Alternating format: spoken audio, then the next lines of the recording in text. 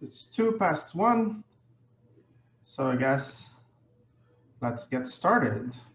We're absolutely delighted to have Yuliy Sannikov here among us today to give the first keynote lecture of the Brazilian Econometric Society meeting this year.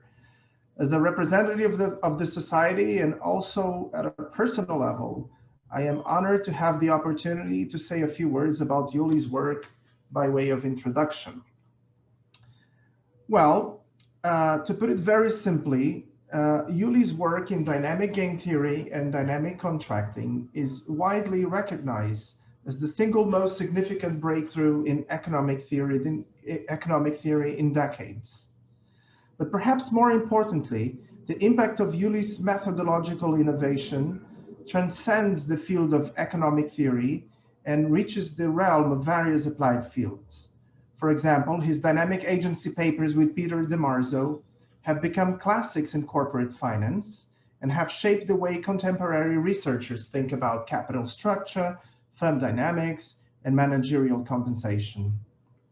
His work with Marcus Brunnermeier has developed a new paradigm for examining the role of financial frictions in macroeconomics. It is quite safe to say that it is precisely this unique combination of Yuliy's powerful and very general methodological innovation, together with the new insights that it brings into various applied questions, that makes Yuliy's work so special. So it wasn't a surprise to anyone when 4 years ago, Yuliy was awarded the prestigious Bates-Clark Medal by the American Economic Association. I witnessed firsthand the impact that Yuliy's work had in the profession, beginning with the theory community. I met Yuliy back in 2004 or 2005 when he was on the job market and I was a graduate student at Penn. We started collaborating a few months later. Yuliy was basically on his job market tour showing the theory community his new paradigm for modeling and studying dynamic games subject to moral hazard. His model was one of a repeated game played in continuous time, where the observations of the player's actions were distorted by a Brownian motion.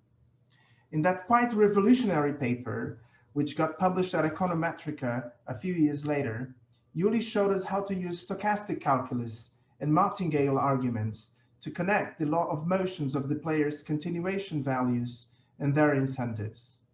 With that kind of apparatus in place, Yuliy goes on to develop a characterization of the full set of equilibrium payoffs and behavior by a relatively simple analytical object, an ordinary differential equation.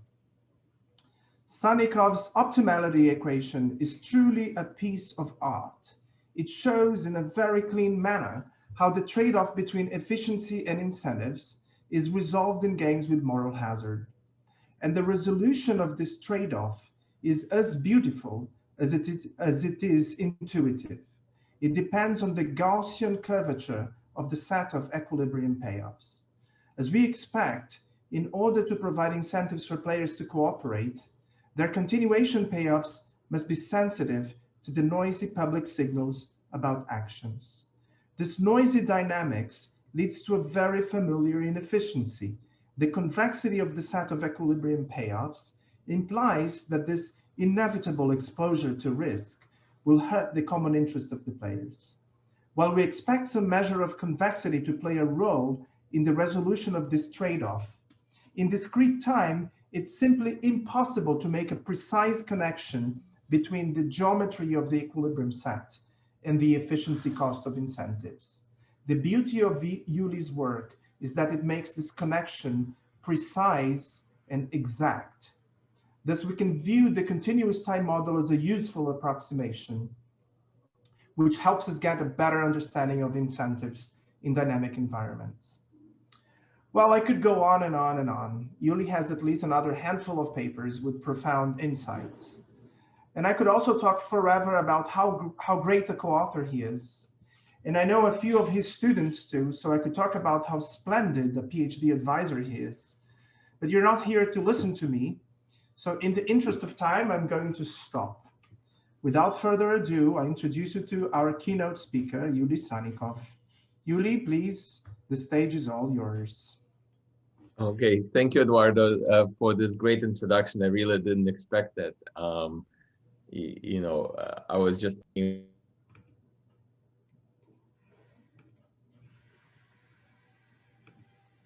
myself. Okay, I was just thinking about how, over the years, it's been a real pleasure working with Eduardo on our joint papers.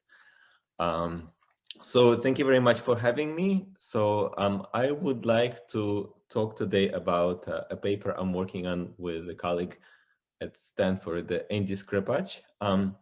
It's called Dynamic Trading, Price Inertia, and Front Running. So in this paper, we want to model, we want to think about a model of a market, for example, people meeting together in the stock market and trading dynamically. So they have some motivation for trade. It could be hedging, diversification, or they could have, some portfolio rebalancing, some fundamental information. So they want to buy and sell and trade with each other. And we want to think about the dynamics in this type of a market. So get realistic processes for prices, understand the price impact that traders have, and overall model the market together. And the motivation for modeling market as a whole is recently there's been a lot of interest, a lot of recent developments. So one of the things that has happened recently is that in the US, retail brokerages such as Ameritrade, they suddenly started, they dropped their fees for execution of transactions. So you can now trade stocks and you do not have to pay anything per trade. And this is supported by something called payment for order flow. So it turns out that these brokerages, they could sell the flow of retail investors to institutions and get paid just from directing this flow, because somehow it turns out that trading against retail flow is a lot more profitable than trading against institutional flow. And why this is the case? Well, it's important to understand some properties of trading in the market as a whole and some heterogeneity in order to understand why this is the case. So another reason to look at the market as a whole is there's been some interest in high frequency trading. So there's been some interest in dark pools. And this paper is not meant to address any one of the questions in particular, but just to introduce a broad model of trading in the market. And what I want to start with, to put things into perspective, to mention this classic paper from Financial Mathematics by Amgen and Chris, which is a very nice problem of a single trader. And the question is, well, how to trade optimally given a realistic assumption about price impact that trades would have. So in this paper, there is a trader who has some, who wants to do some transactions. So he wants to sell, let's say, a large block of stock of a size X0. And the goal is to sell this entire block over time period 0 to capital T. And the trades, they have a price impact.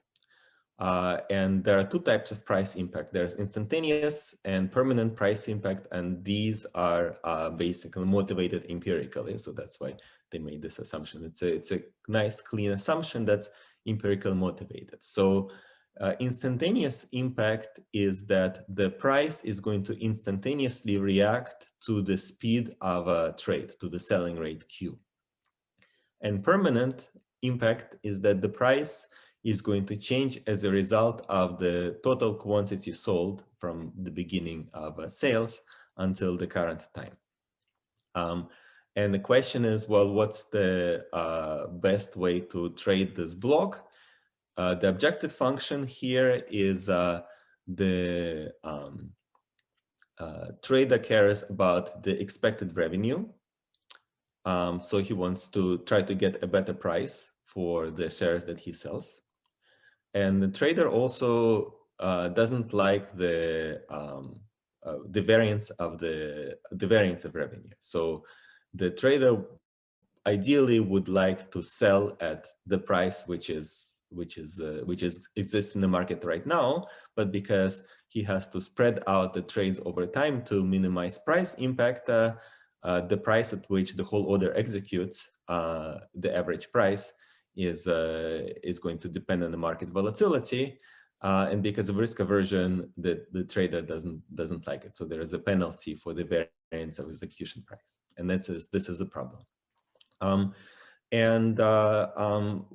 thing I want to say is that this objective function, it turns out to be in the setting equivalent to having quadratic holding costs. So the trader is penalized for the integral of holdings which are still remaining at each moment of time squared. And why this is quadratic holding costs? It's because the longer you hold the shares and the more shares you end up holding, the higher is going to be the variance of the price because of volatility at which you finally end up executing. Okay, so those two things are equivalent in the setting.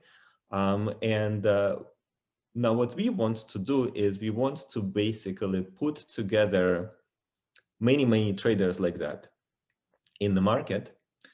And instead of assuming that price impact and price is exogenous, we want to derive how prices move, and we want to derive what the price impacts are from the behavior of people in the market. Okay. In our setting, here there's equivalence between quadratic holding costs and these mean variance preferences. And in our setting, quadratic holding costs are actually going to be more convenient because with quadratic holding costs, so here the trader has a fixed quantity that he wants to trade, but with quadratic holding costs, how much you end up selling could depend on the price. So if the price drops, you may want to sell less. If the price goes up, then you may want to sell more at a higher price. So we need this type of a flexibility. So let me. So this is the financial mathematics classic paper, and we want to build upon this idea and create a whole market of traders like that interact. This is what we want to do. Let me just mention some papers in economics that look at the whole market. So obviously, so here's a limited slide with some limited literature. So obviously there are the papers on noise trading. So there are Kyle model, Beck model, there's an insider, and who has some information and has the motivation for trade. Then there are some arbitrageurs, and then there are some noise traders. Okay, so so this is one model of trade, and we want to build a model in which in which every single trader is rational. So if there are traders that look like noise traders, they still are market participants that try to trade rationally.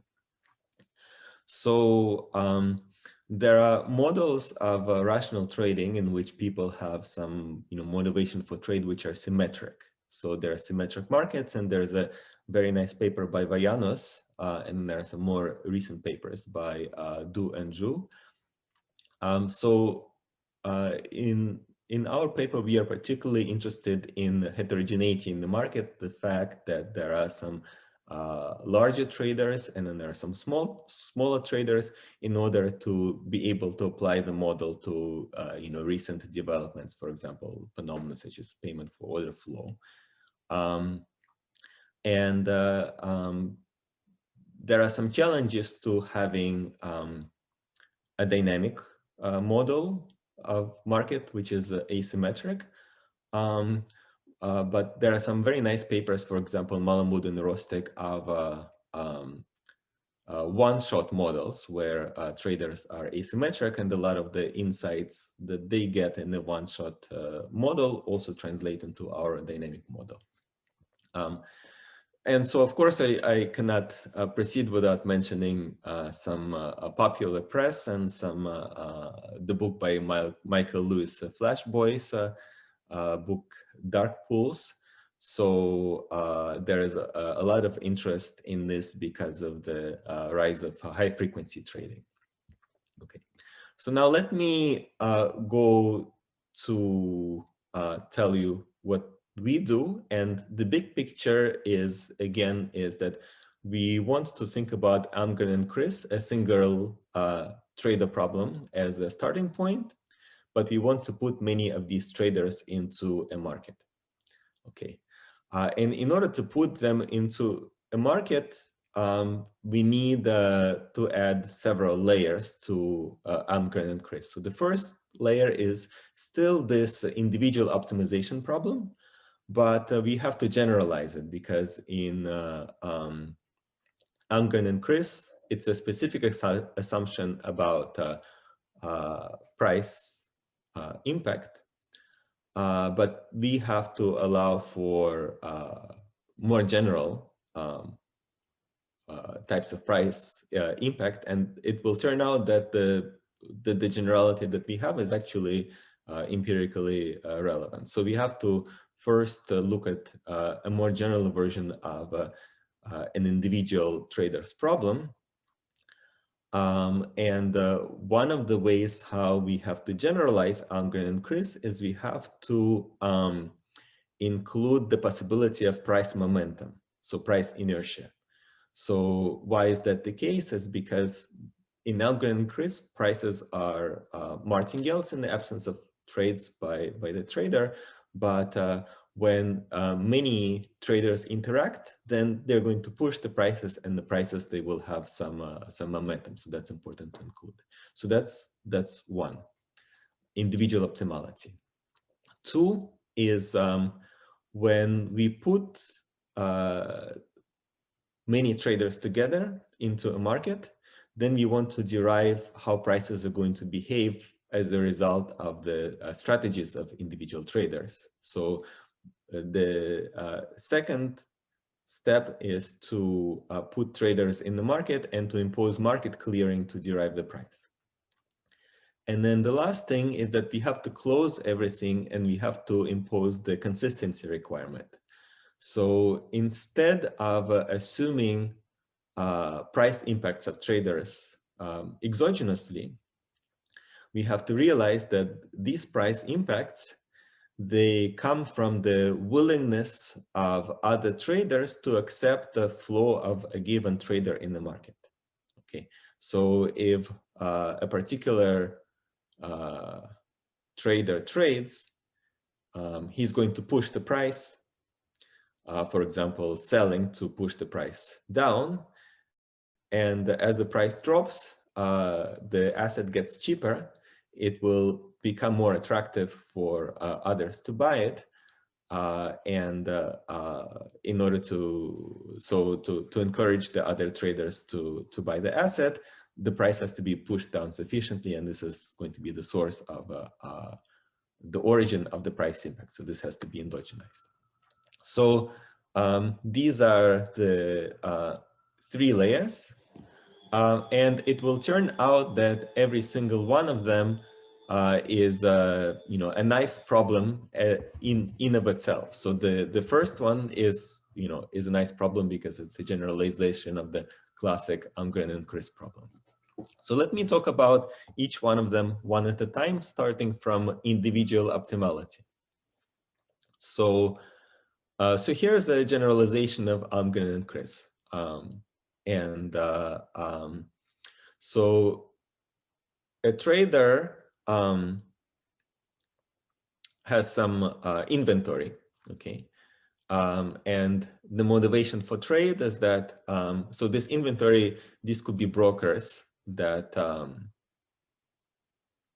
for example, get some orders from their clients and execute these orders on the client's behalf. This could be an institutional investor that has to do a periodic portfolio rebalancing or track some index. So there could be various motivations for why these people have to trade. Okay, we call the excess shares that need to be bought or sold inventory of a trader. Okay, so inventory doesn't mean the total number of shares in the portfolio, but this is how much excess shares the trader has to buy or sell. So there are some shocks to inventory, and they're in the form of a martingale. So equally likely the trader is going to get new shares to sell as the same number of shares to buy. And then the inventory changes because of the actual trades, the actual sales. So Q are sales, and if Q is negative, the trader is buying shares. So the trader's payoff is the trader is going to have quadratic costs in holding inventory, holding excess inventory. So it could be motivated, for example, by risk aversion. And there's a coefficient BI on the cost of holding inventory. And you can think about BI as this is whether it's a large investor that can hold large amounts of inventory and patiently wait for a better price, or if it's a smaller investor who wants more immediate execution. So the price, this is a generalization of Almgren and Chris. There is some baseline price, and trades, they push the price by a price impact function F. So F could have an instantaneous impact term, permanent impact term, and some transitory terms. So in fact, it's an empirical fact that there's also not just permanent and instantaneous impact of trades, but there's also some transitory impact that that decays, over time.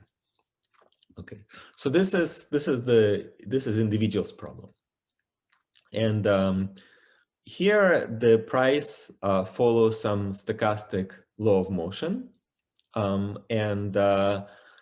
In order to solve this problem, I'm going to start with an important observation that here, even though the price is stochastic, the optimal strategy, how much to sell, depends only on the expectation of a future price path.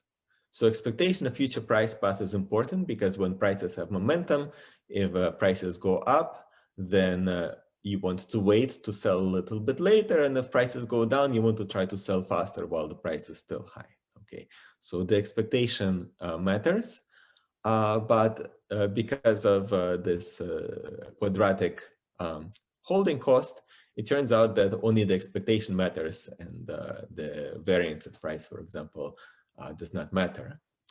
So the first fact is that for solving the individual problem, if we imagine that prices are deterministic, then the solution is going to be exactly the same. And if the prices actually are stochastic, then every single time there's a surprise to the expected future price path, that's going to have an additive impact on on optimal selling. So this is super because it's much easier to think about deterministic paths rather than stochastic paths. So then the second thing is before going into a little bit of math, there's going to be some, but not a whole lot. I want to give a little bit of intuition about the trader's problem. And then there are two aspects that that are here. One is that of price impact. So with price impact, there is a trade-off that if the seller sells slowly, the seller is going to get a better price on average, because selling slowly is going to reduce the price impact. And if the seller sells slowly, then the price is going to, in expectation, basically gradually drift downwards. Okay, and if the seller is choosing to sell fast instead, at a faster rate, then the price is going to overshoot. The seller is going to get a lower revenue, but of course, the faster execution has the benefit that the seller is going to have a lower holding cost. So price impact is what Amgen and Chris is about, except that, of course, here, the price impact is of more general form. And then the second aspect of a trader's problem is that there is price momentum. So in Amgen and Chris, if the trader doesn't trade, then price is a martingale. But here, we have to allow for price momentum. Because we will see that once we put many traders into the market, the price will have momentum because the price will be pushed by the interaction between the traders. And of course, with price momentum, it's very simple intuition. It's buy low, sell high, right? If the price is going down, then it's better to sell sooner while the price is high. That's how it's going to impact the traders' incentives. And if the price is going up, then it's better to wait and to sell a little bit later. So this is how price momentum intuitively is going to enter sellers' incentives. So, so now how to trade optimally? There are two ways to pose the question. So the equation for the price, how trades affect the price, there are two p's in this equation. One of them is p hat, what the price is going to be in the absence of trades, and p, which is the actual price impacted by the trades. And one way to pose the question is to ask, well, given P hat and given the initial inventory, what is the optimal trading path Q? So this is the way that Amgen and Chris pose the question. Another way to pose the question is, well, it's actually equivalent, but given P and given inventory, what is the trading path which is consistent with optimality? Okay, so these are very related questions. Essentially, it's, you know, an answer to one question immediately gives the answer to the other question. And Amgen and Chris answer question one. But it turns out that it's easier to answer question two, and it's also more useful for our purposes to answer question two. Why? Because when we put these traders together in the market, P, the actual price is going to be the same for everybody. This is the actual price that an empiricist observes, that you observe in the stock market.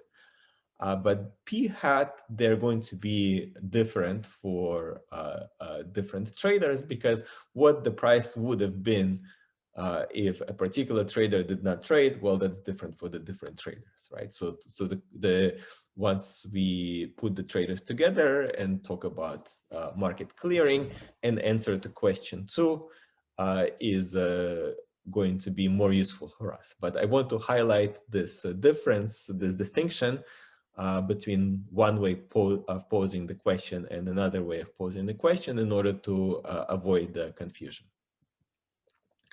So, okay. So the question is optimal pairs of the price path and the selling path, how much the trader is trading inventory. And so this is the question. So what are the incentives of the trader? So so here it's useful to write down the first order condition for the trader in order to break down the incentives. So what is the impact on utility of selling an extra share at a particular time t? So there are several impacts. So the first one is, of course, when the seller sells the share, then it's going to generate some revenue. So the seller is selling at price P, that's going to generate revenue P. That's the first impact on utility. The second impact is through the price impact, through the impact of this transaction on future prices. And that affects the trader's utility to the extent that the trader will have to be trading later. So if it's a small trader that just has this one share to sell, then the small trader would not care about the impact on future price because he's not going to be trading later. But if it's a large institutional trader that is selling continuously, some large block of shares, then we have to take into account the impact of a particular transaction on the price at which further transactions take place. So this is the reduced revenue from future sales impact. And then the third term in this first order condition is the impact of sales on the fact that once you sell this share, if you have a certain number of shares to sell, you're going to have a lower holding cost. Okay, so that's the first order condition, right? And now we can apply this first order condition to look at some optimal paths of P and Q. And the first natural thing to look at, of course, are exponential paths. So these are paths where the trader is trading this block exponentially. So the selling rate is proportionate to some coefficient kappa times the number of shares. And the bigger the kappa, the faster the trader will sell this whole block. And we want to ask the question, well, in order for the speed of trade to be optimal for the trader, what does the price have to be? Okay. And we can derive this price path. It's also going to be an exponential price path, exponentially converging to some long-term level from the first order condition. Okay, so if you plug in exponentially decaying inventory and exponentially decaying selling rate into the first order condition, and if the price is converging exponentially, then we can basically derive what that price has to be. And this price has to be equal to the pi function times the inventory, where pi function depends on the price impact function f. Okay. So let's take a look at this function, this pi function. So pi function, it turns out, is going to be an increasing function. And why it will be an increasing function? Well, it turns out that if pi is not an increasing function for some price impact f, it turns out that f is not a very good price impact to assume, because this price impact would allow the seller to get infinite utility by some crazy strategy, pump and dump strategy, where the seller is pumping the price by buying and then trying to sell at the high price. So there are these not all price impact functions are should be allowed, right? And for any price impact function which is allowable, pi turns out to be an increasing function.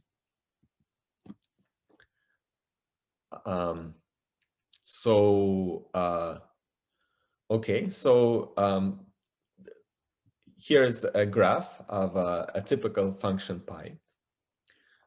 So we see that pi of 0, we can calculate directly, what it has to be. It's minus bi divided by r, and then it crosses 0 somewhere. It's an increasing function. The slope at which it increases asymptotically turns out to depend on the instantaneous price impact. So pi summarizes the essential properties of this price impact function f.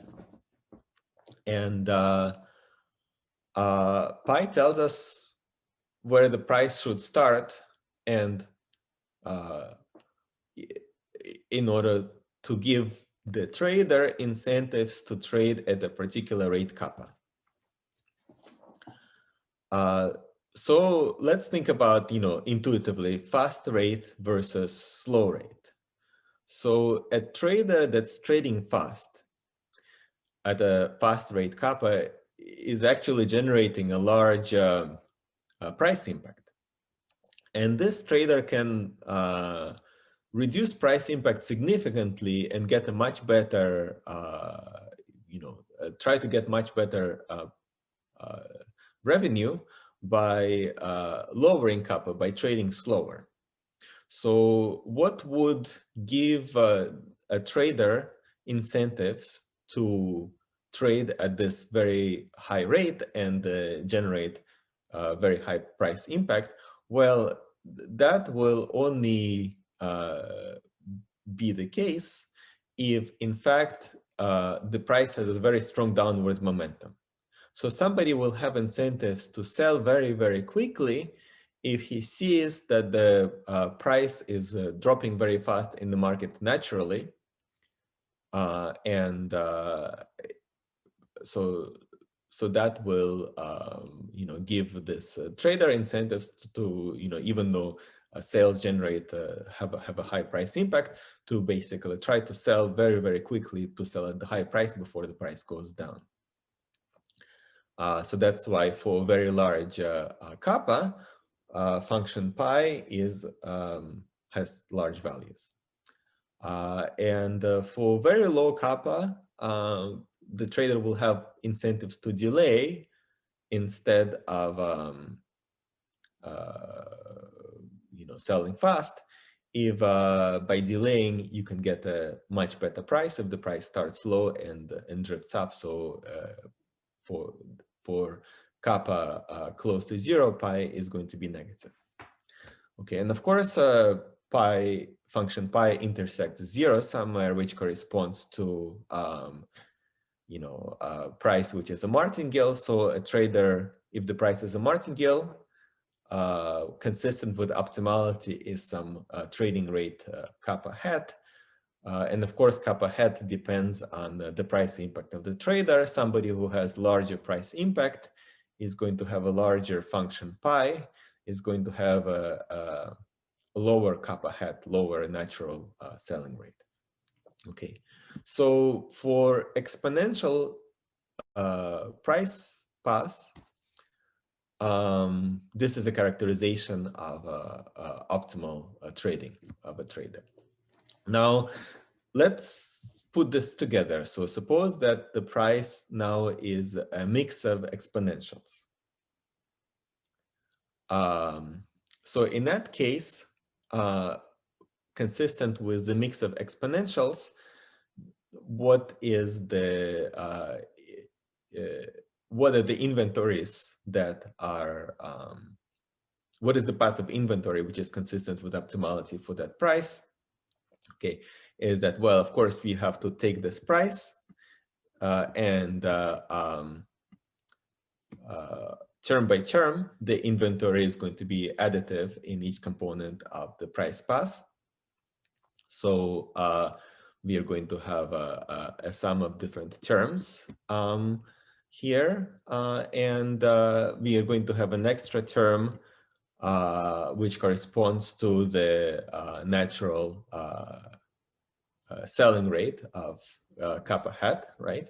Because kappa hat corresponds to basically a price which is a martingale. So so it's as if there is a missing term in this equation, and this missing term is going to have this extra one, right?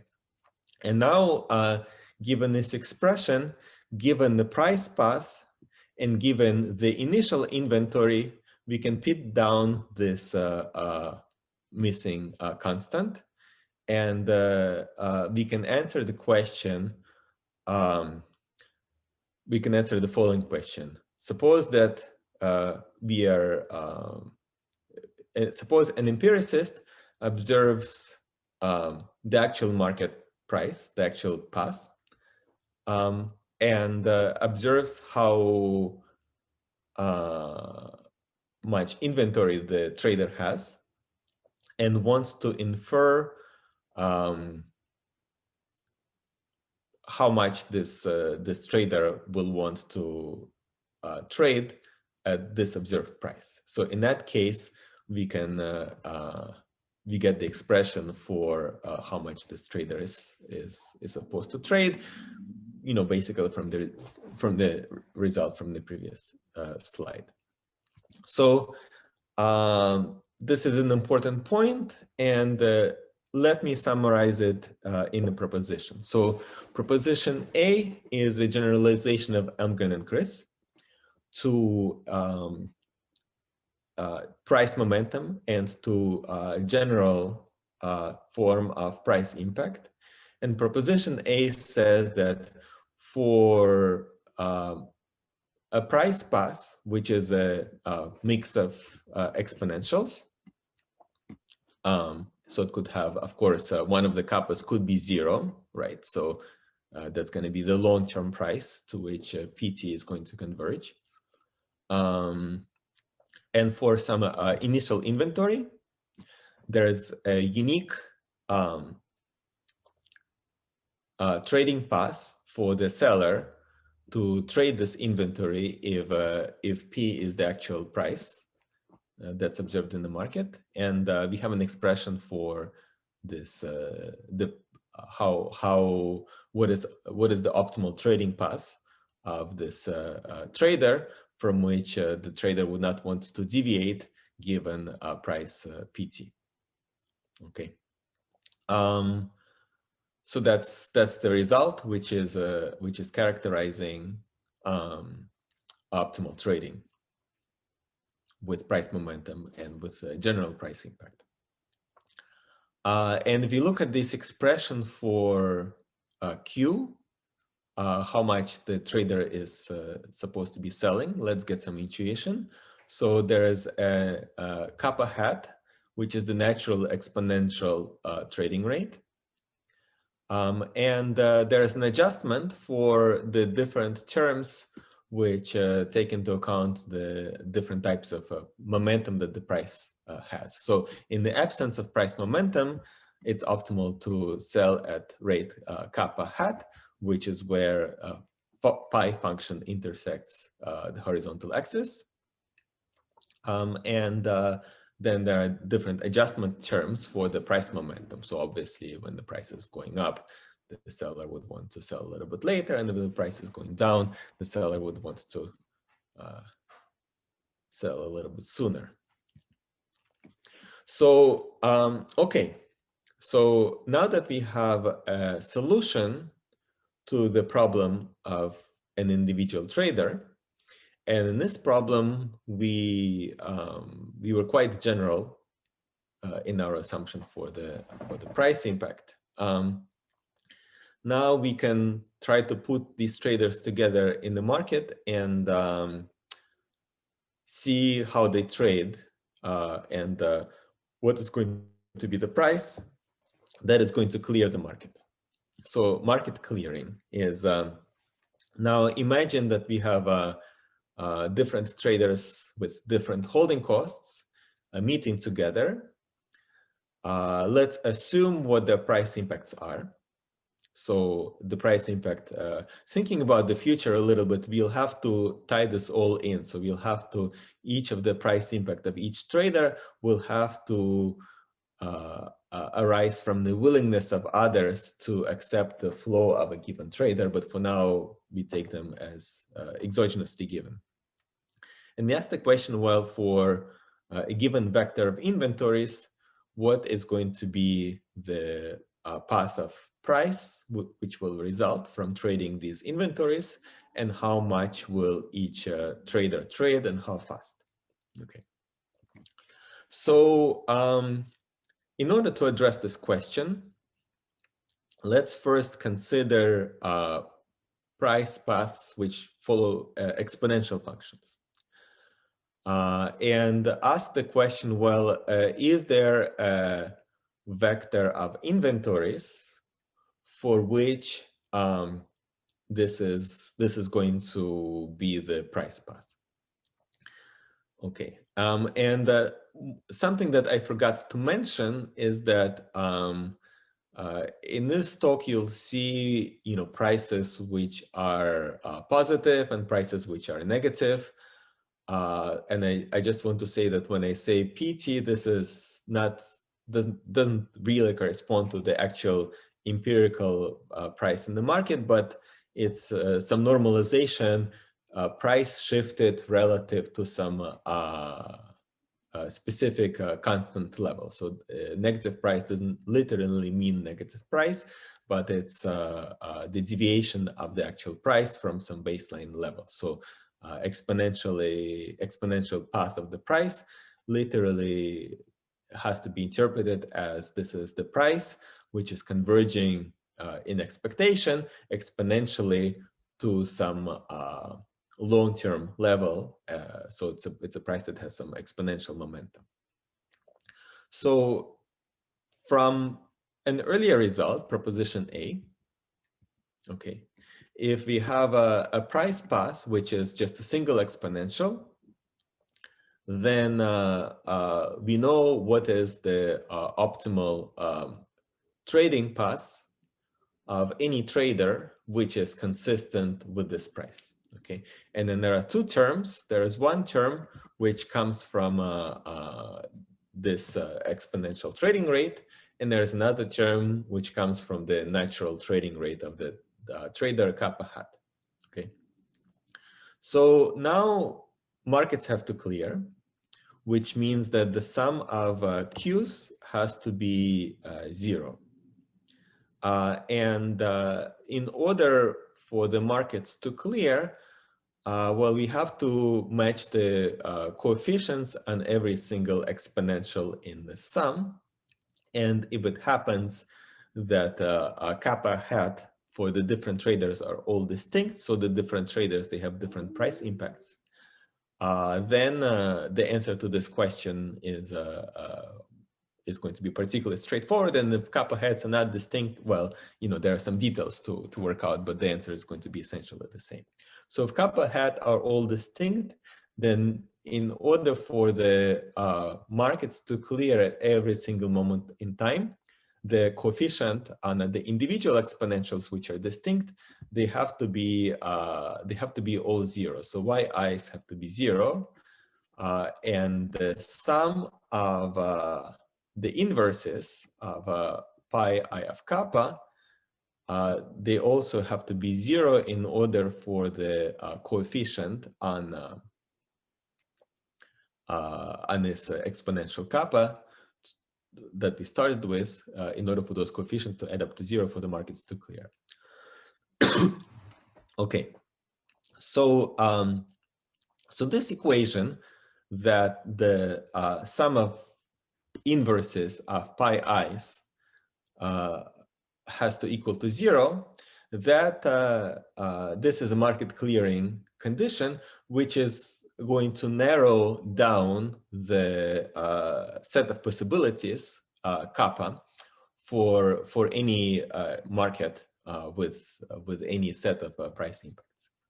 So let's take a look at it in a little bit more detail. So this is actually a part where, you know, when we discovered it, you know, it turned out to be, you know, we felt that this, you know, really mathematically beautiful, and you know, it wasn't like anything we have ever seen before. So that was really cool. So let's let me talk about how it works. So pi, it's an increasing function, and in kappa, and it means that 1 over pi is going to be a decreasing function, except for one point, kappa hat, where pi intersects 0. 1 over pi is going to go to minus infinity and then going to go to infinity. So on the left graph, left top panel on this slide is pi, right top panel is 1 over pi in this slide. Now, if we add up 1 over pi across all traders, then it's going to be a function which is decreasing, except it's going to go to minus infinity and then come back from infinity n times, once for every single trader. And because it's a monotone function, we can calculate the number of roots that this function is going to have. And each root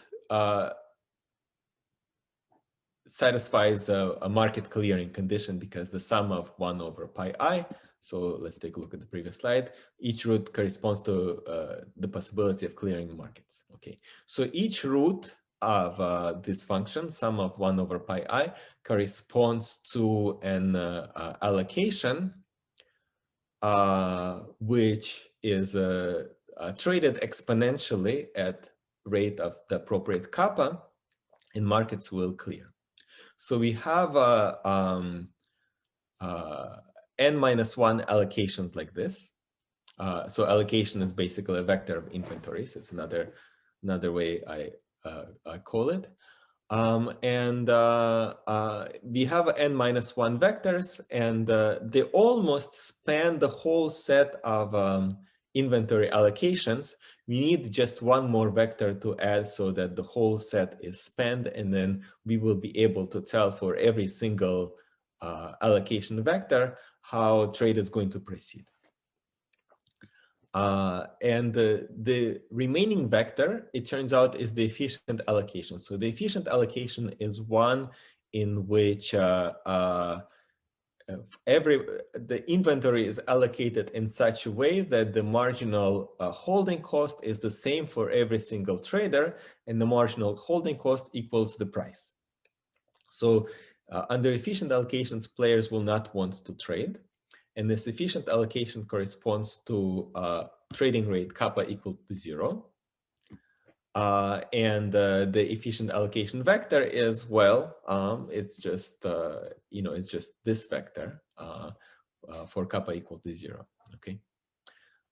So every single allocation that we have solved for on this slide is a misallocation, where the sum of inventories adds up to 0, and there's an equal, it's a balanced market in which the buyers and the sellers, they want to trade equal amounts, and at some rate, kappa, they will trade in equilibrium.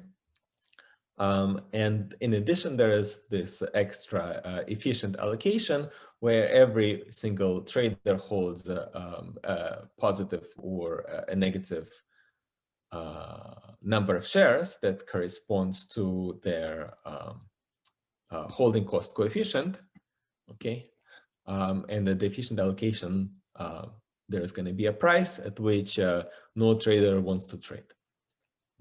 Okay, so if we have n vectors that span the, so in fact we have exactly n vectors that where the markets can clear, that corresponds to exponential paths of price, and if we take those n vectors together, we can decompose every single allocation into these vectors, and then we get the result. We get the following result, which is a very, very nice result, that given any price impacts, assume any price impacts of the traders, then for any initial set of inventories, there is a unique path of trade, how traders optimally trade their inventories. There is a unique path of trade, unique path of price, and unique path of selling or buying, such that no player wants to deviate. Okay, so this is a very, very nice result. Okay, and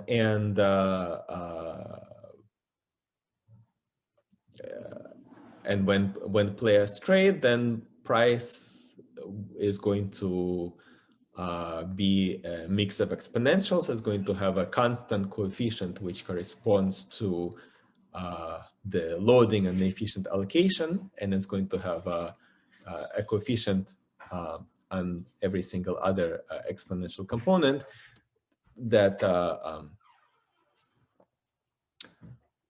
basically is the speed of trade for each component. Okay, and so you may be wondering, well, wasn't there wasn't there like what did they hide here? Because I did hide something, because here I made the assumption that I looked at prices which are exponential functions, and so basically in this proof I jumped to the conclusion, and I technically only proved that there is a unique price path which is a mix of exponentials, which such that markets will clear. Okay, so in order to make the claim more complete,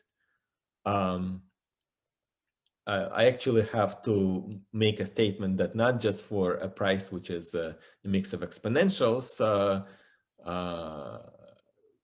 there not only among those prices there is a unique equilibrium, but among the whole set of continuous functions.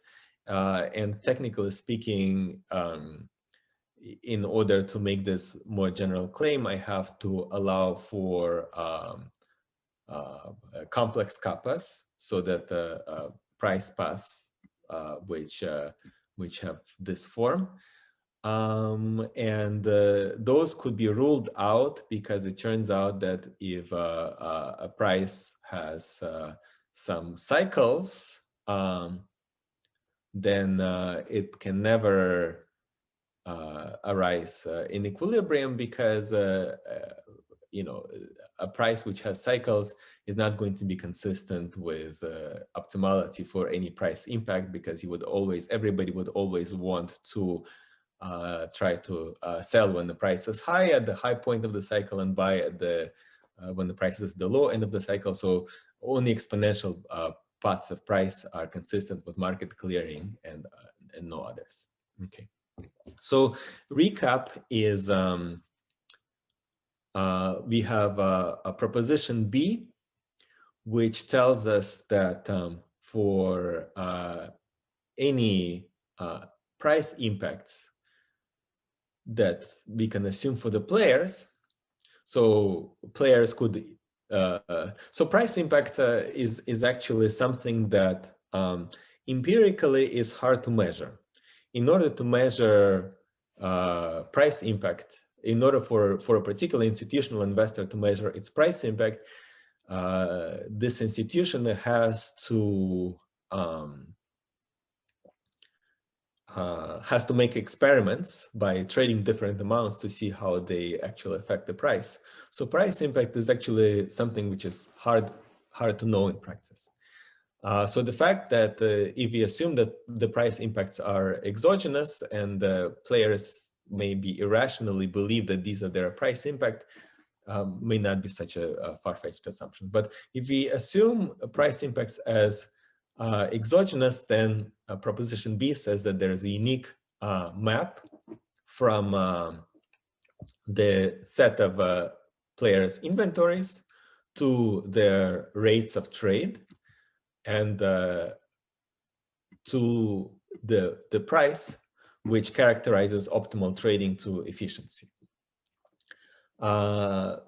And when we have inventory shocks, then the way that the inventories evolve is that the inventories, they evolve due to the shocks and due to the trades among the traders. Okay, so so this is proposition B. Okay. And the last thing that I want to do is, of course, we want to think about consistency. So we have assumed some price impacts and we were able to allow for any general price impacts. And ideally what we want is we want to tie everything together. So we want the price impacts to actually correspond to follow from this dynamics. Okay, so what does it mean, consistency? So let me talk about consistency. So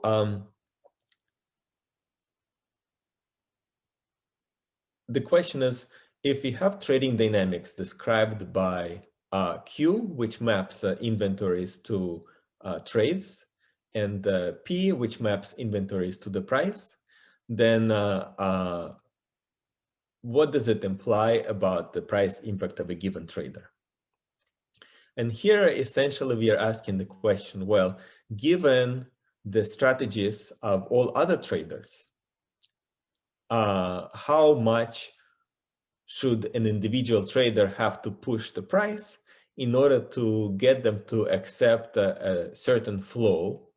Okay, and so what is the correspondence between the flow of an individual trader and the change in the price that's necessary to accept, for the others to accept this flow? Okay, so here, in order to derive the price impact given Q and P, here's an observation. So the trader's inventory is actually the trader's private information. Okay, and the trader could trade optimally,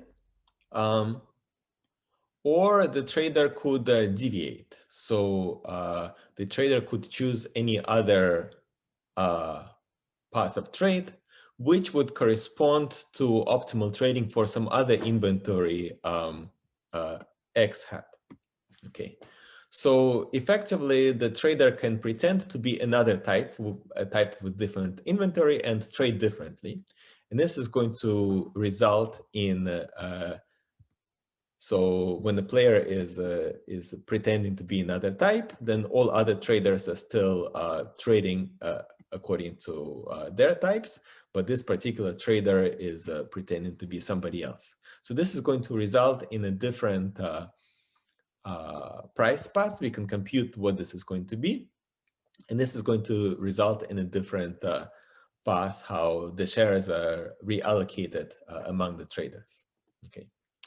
And we see that the trader I, in the whole vector, he has basically 1 degree of freedom, choosing just one coefficient of the allocation vector.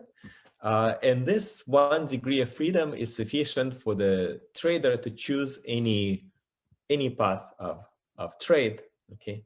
And then the price which will result in the market is going to be determined by this choice, by this path of trade, okay? And now, recognizing this, we can compute the derivative of price with respect to the changes in the trading flow of an individual trader. So in other words, we can compute the price impact of a trader, okay? And here's a proposition which maps Q and P. So Q describes how allocations are traded, and P describes how the formation of the price. This is a proposition which describes how Q and P, how they map into the price impact of a given trader. And there is some math here, which is nice. You know, I think I should probably do not have time to go into all of it in detail, but basically this proposition says that given any Q and P, the implied price impact of a trader can be inferred through a partial fraction decomposition, which is, you know, interesting because I haven't seen any partial fractions decomposition since doing integration in high school math. But here it comes up again, and it gives the coefficients lambda and tau, this partial fraction decomposition, and coefficient I, and it tells us that for any P and Q, the implied price impact is going to be of the form that there is an instantaneous component of price impact, and there are several exponential components. One of the exponents is with lambda equal to 0. So there are also transient and permanent components of price impact. And here we derive the price impact.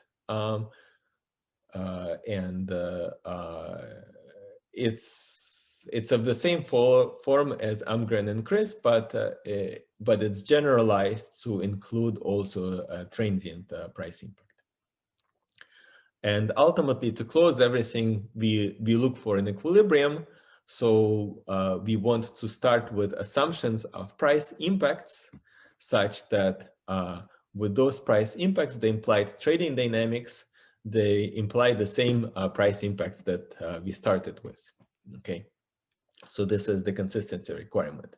And to put this all together, we have a numerical algorithm to compute equilibrium, okay? So tying everything together, we have a market in which traders, they have inventory shocks. They have quadratic holding costs of holding this inventory. And we have a mechanism for the formation of the price in this market, and for the determination of trades of all traders, how they trade their inventory. And we derive the price impacts of the traders, and we derive the behavior of the price in this market as a function of inventory shocks. This price is going to have momentum, and the equilibrium has to satisfy three sets of conditions. The first one is that individuals, they choose how to trade optimally given the price impacts and given the market price, their expectation about the market price, whether it's going up or it's going down. Markets at each moment of time clear. And the third requirement is that the price impact of every single that enters the optimization problem of every single trader is the actual price impact, which is implied by the behavior of others, by the strategies of others, by the willingness of others to accept the flow of a given trade.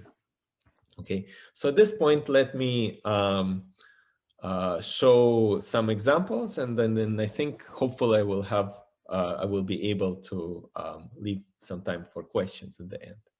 So here's an example which in order to show how the traders trade, we have to look at the matrix Q and vector P. Okay, and the matrix Q tells us for a given vector of inventories what is going to be the vector of flows. Okay, and so here are two examples. One is for a symmetric market where players have symmetric holding costs. And the second example is for an asymmetric market. So different players have different holding costs. Now, what is the interpretation of the holding cost? So a player who has a high holding cost is probably a smaller investor, more risk averse, so more impatient, wants to trade faster. And a player with a low holding cost is somebody who can hold a large inventory and absorb the inventory risk at a relatively lower cost, so a less risk-averse investor. Okay, so the market with different Bs is a market with heterogeneous investors. Some of them are smaller and impatient to trade, and some of them are, large.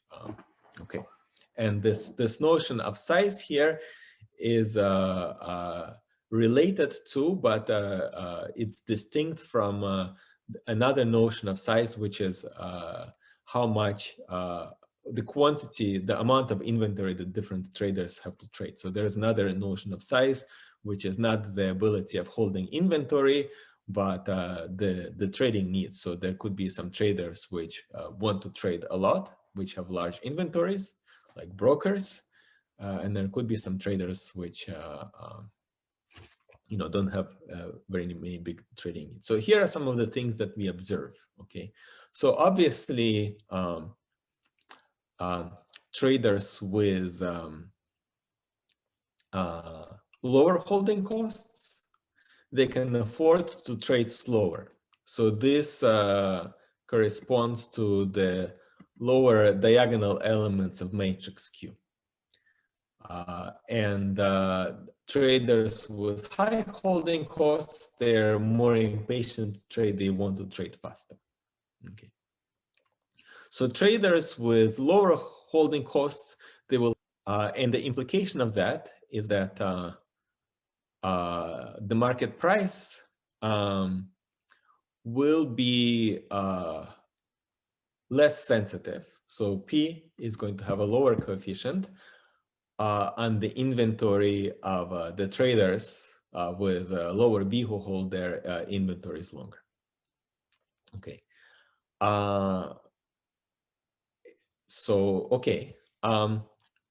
Then we can also measure the instantaneous price impact. The instantaneous price impact is just the ratio of the diagonal element of Q and the corresponding element of P.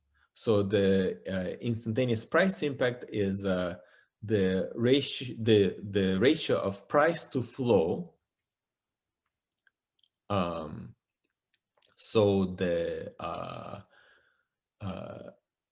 here we see that the large traders have a larger instantaneous price impact than the small traders.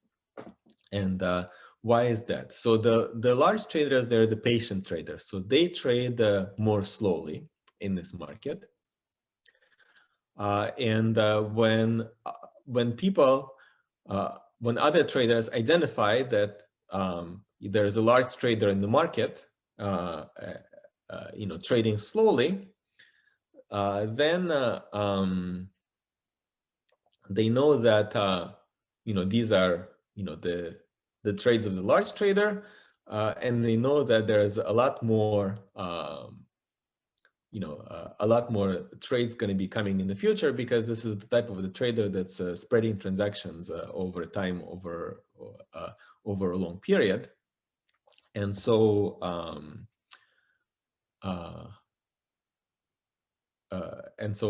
for that reason, larger traders, they're going to have a bigger price impact.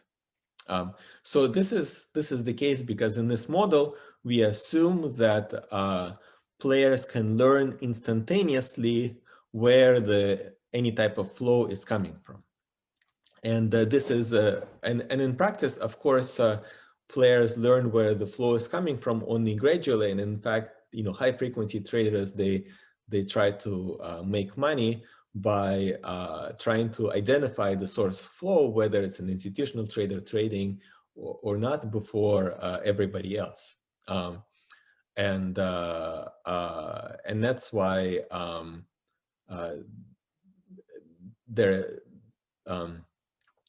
so this phenomenon in real market of payment for order flow, that some market makers, they buy the flow of retail investors, and they make money trading the flow of retail investors.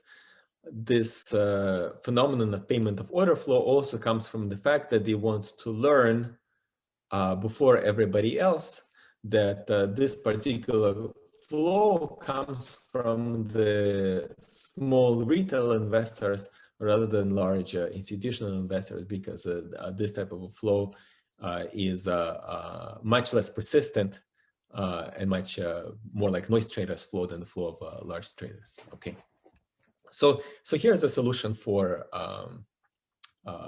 a heterogeneous market, a numerical solution with different traders of different sizes. Okay. And in solving for the equilibrium, I was talking about the different kappas, the different trading rates. So these are the eigen values of trading dynamics, and we can also take a look at the eigen vector decomposition, how the different misallocations are traded to efficiency. And something which is interesting, which comes from the properties of these pies, is the sign pattern of the decomposition of eigenvector decomposition. So it turns out that the slowest eigenvector, it's an eigenvector that has a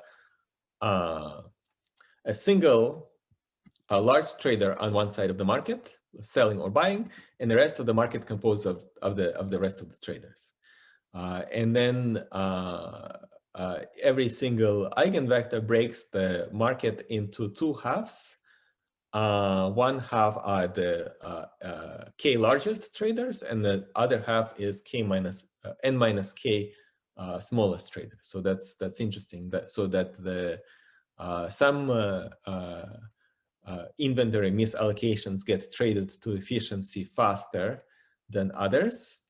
And the fastest is when the smallest trader is trading with the rest of the market, and the slowest is when the largest trader is trading with the rest of the market. So that's interesting, but it's also intuitive, because larger traders that have a bigger,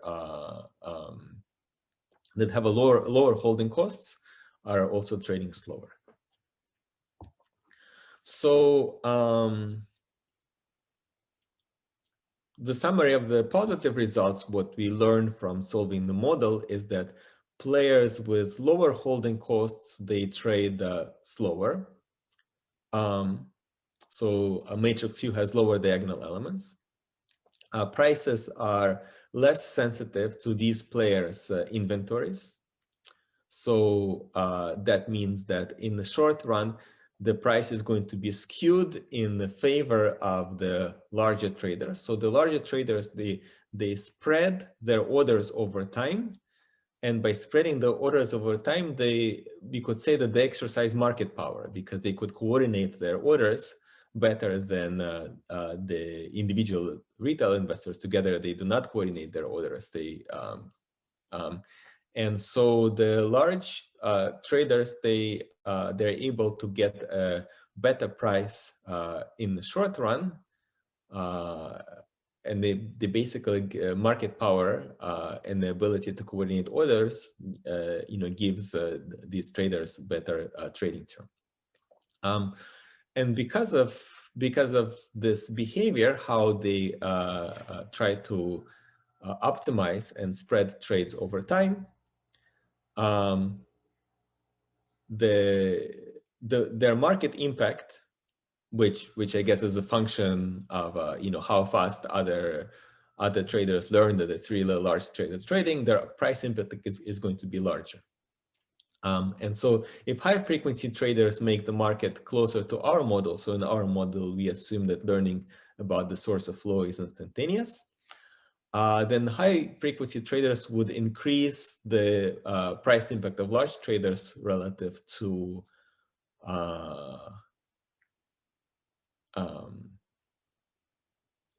they would increase the price impact of large traders by front running them, and they would reduce the price impact of small traders. So this phenomenon of payment for order flow, the fact that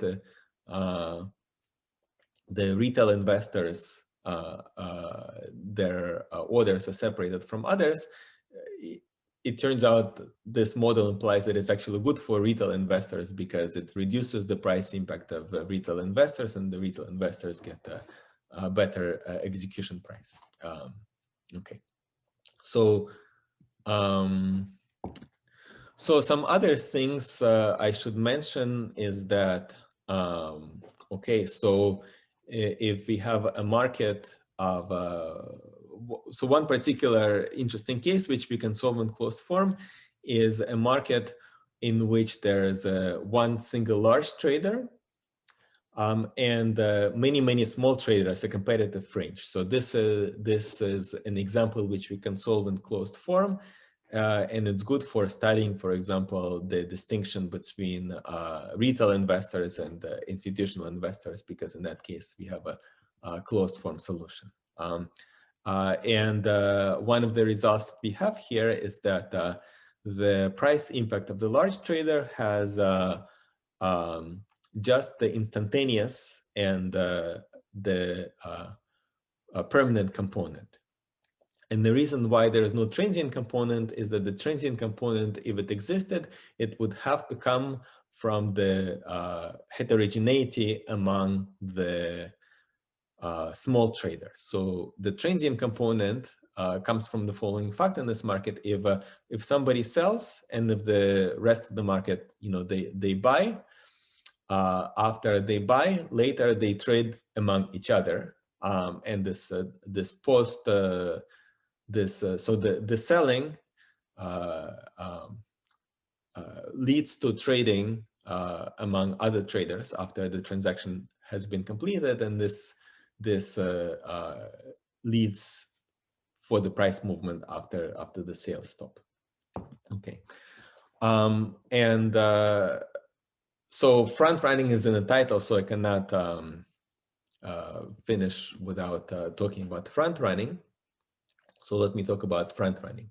So suppose that we have two large traders in the fringe, and suppose that we start with an allocation in which the first large player has a unit of inventory, wants to sell 1 unit, and the fringe wants to buy 1 unit, and the middle player is sitting at the bliss point, wants to neither buy nor sell. So in that case, the question is, will player 2 just sit at his bliss point at the efficient allocation, or will player 2 want to trade? So will the trade just be among the large trader in the fringe, or will the middle player participate also? So it turns out that with just a large player and the fringe, the price would look like it's shown on this top graph here. The price would have a downward momentum. It would be drifting down.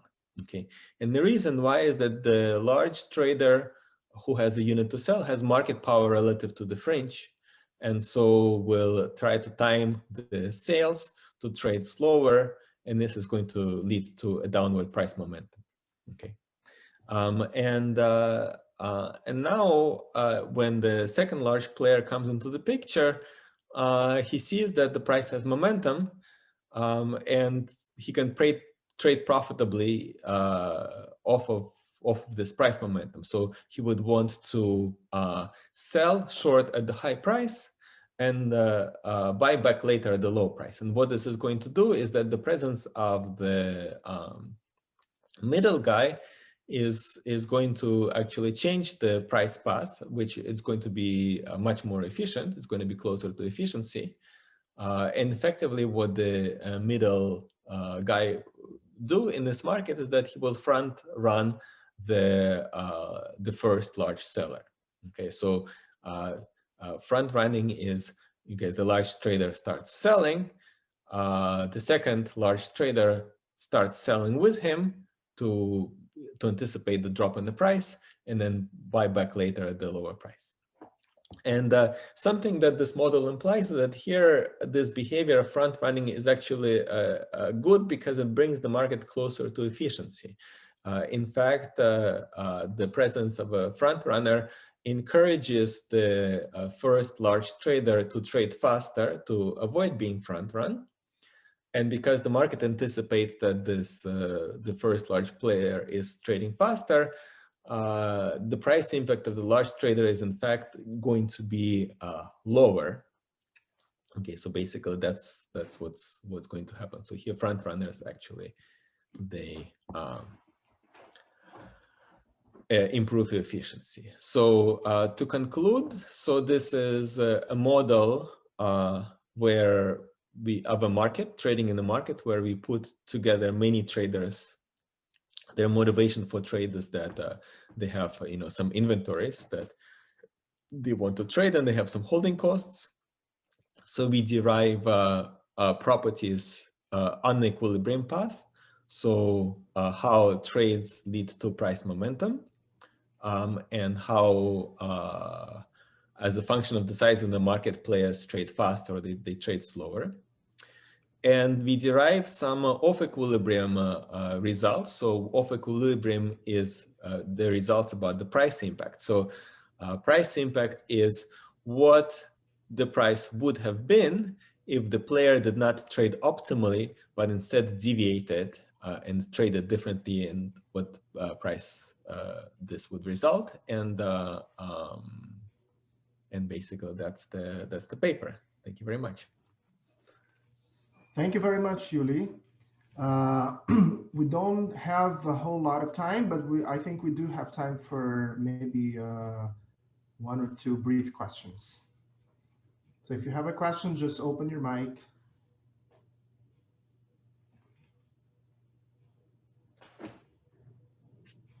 Does anybody have a question?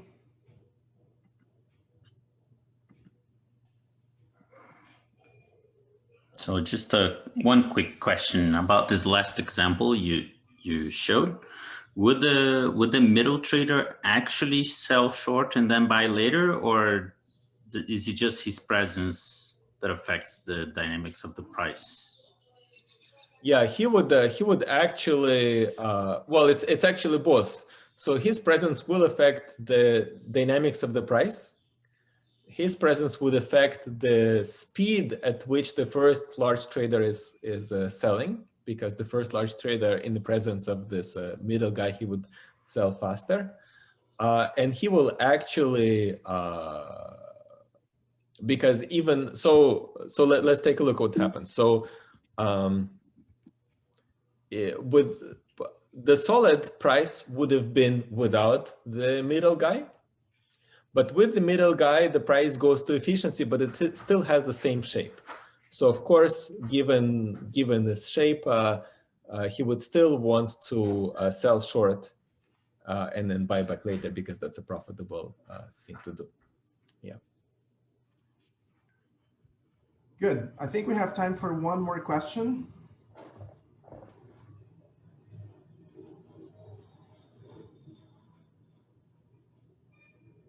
Okay, I think we're good. Well, Yuliy, thank you very much. It was a pleasure. And if anybody has questions, I'm going to suggest that you write to Yuliy directly, and we're going to end the session.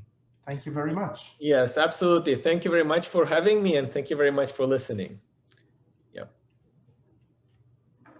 Thank you, Yuliy.